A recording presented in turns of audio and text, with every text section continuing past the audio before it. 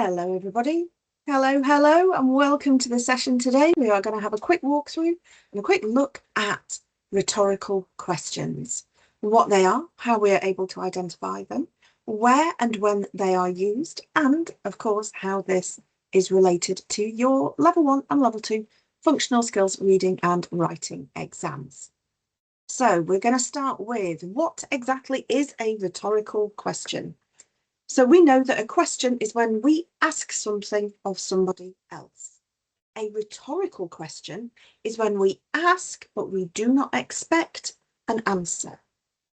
As you can see here, it says a rhetorical question is a question asked to make a point, make a statement, rather than to get the input of a second person. A rhetorical question is a useful technique to use in persuasive writing because, as there's no one to answer the question, it's designed to speak directly to the reader, to you, and it makes you take a moment and think about what your answer to that question would be should they be looking for an answer.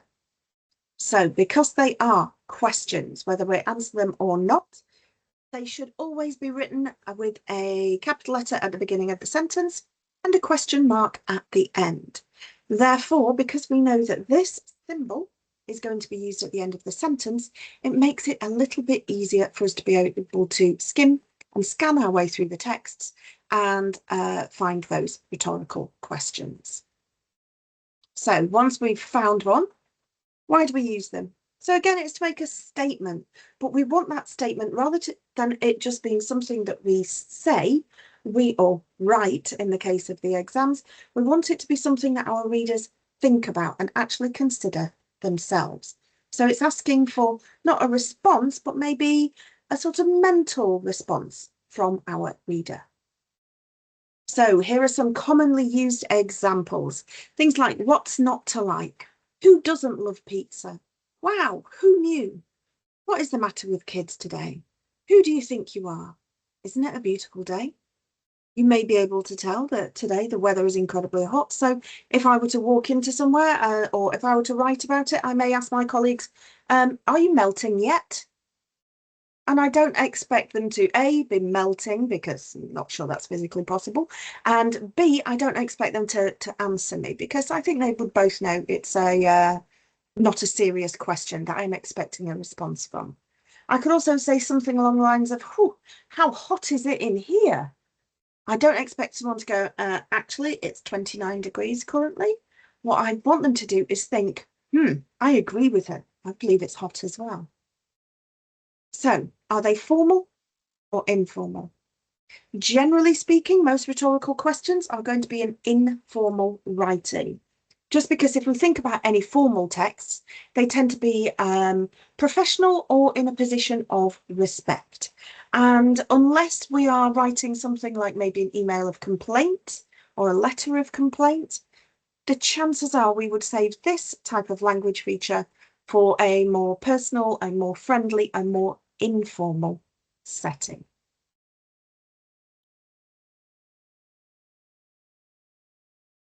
I'm going to show you exactly where we see rhetorical questions in our exams so that you should be able to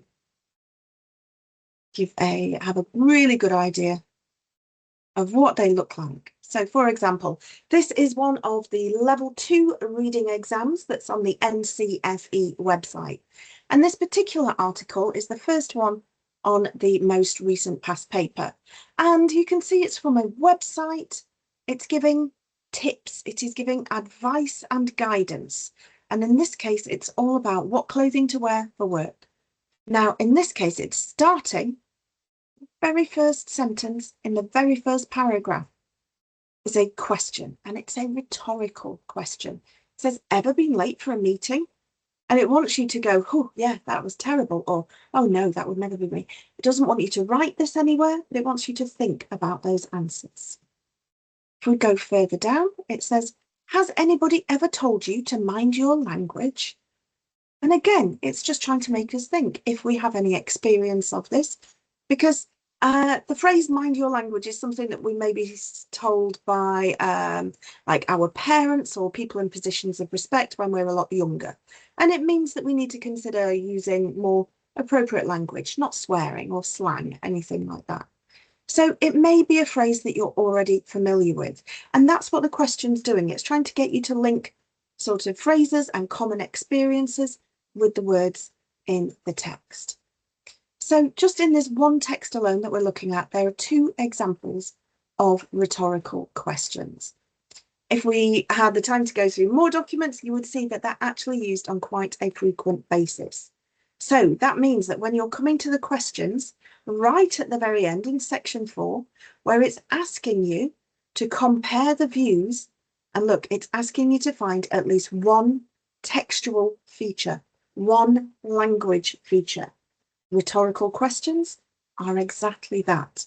And therefore, if you're able to identify them, all you need to do is say, this person has used a rhetorical question to express, and then say however they're feeling or what their views or opinions are. And then you put the example of that quote in, and you're already halfway there to completing this question.